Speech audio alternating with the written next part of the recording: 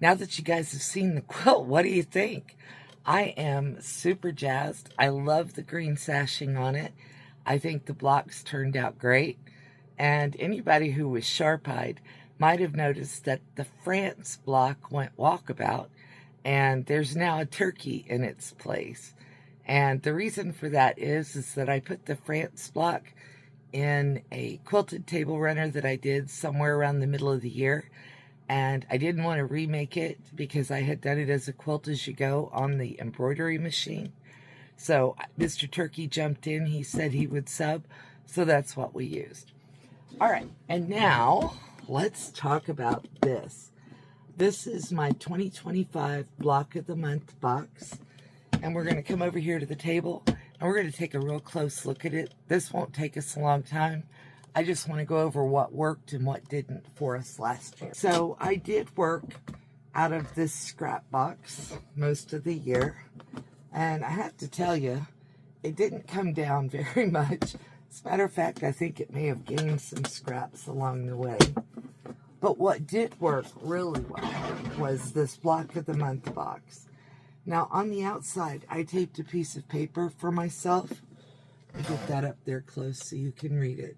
And it just says January, February. It's just got the letters for the month. And I checked off as I did them.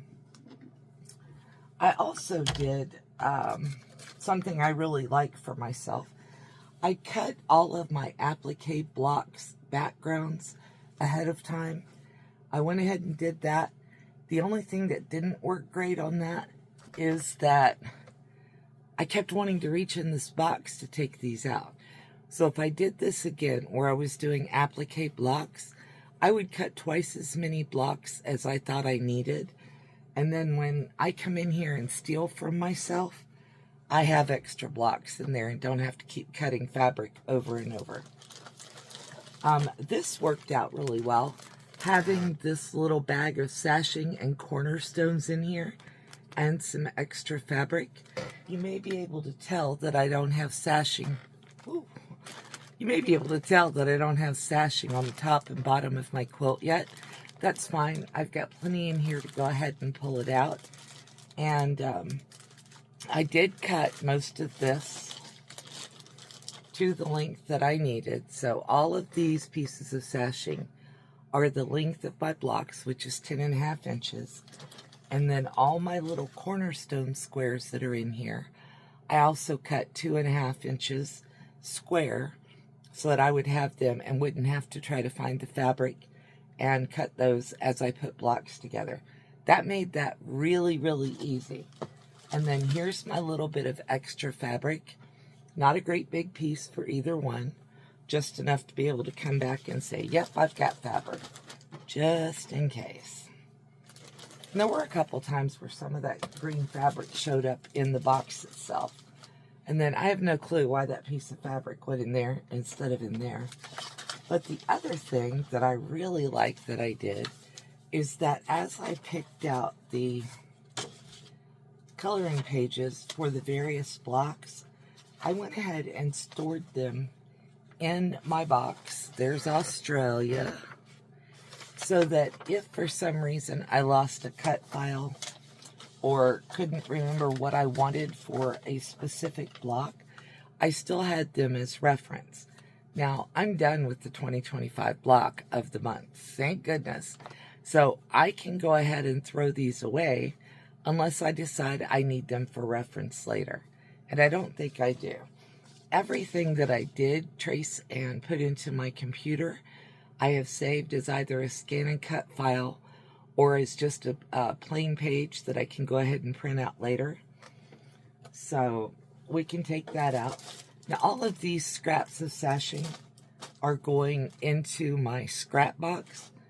Not this one. I'm going to resort that and move that stuff somewhere else because I did find out there are a lot of jelly roll pieces in there. So I want to take those out and use them in something else. This I will just go ahead and put with my other blocks that I've cut that are 10.5 inches. I have a whole stack of them now for other uses. And then I'm going to take off this piece of paper that's right here on the front of my box. It's just taped down, so it'll only take a second to come off of there. And then I'll take a little bit of alcohol, wipe off the Sharpie, and I'm going to turn this into my 2026 Block of the Month box. Now for 2026, we're dedicated to colors, and you'll have to come along and see what colors everybody uses. But I'm planning to do pieced blocks next year, so I don't need applique blocks to go in here, no background blocks. Yes, I will use the iris box to make myself a new Block of the Month quilt kit for 2026. I don't know if I'll do it after that, but it worked really well in 2025. We're going to see how it works in 2026, and then we'll make up our mind after that if we want to keep using it. Thanks for watching. If you make yourself a DIY quilt kit,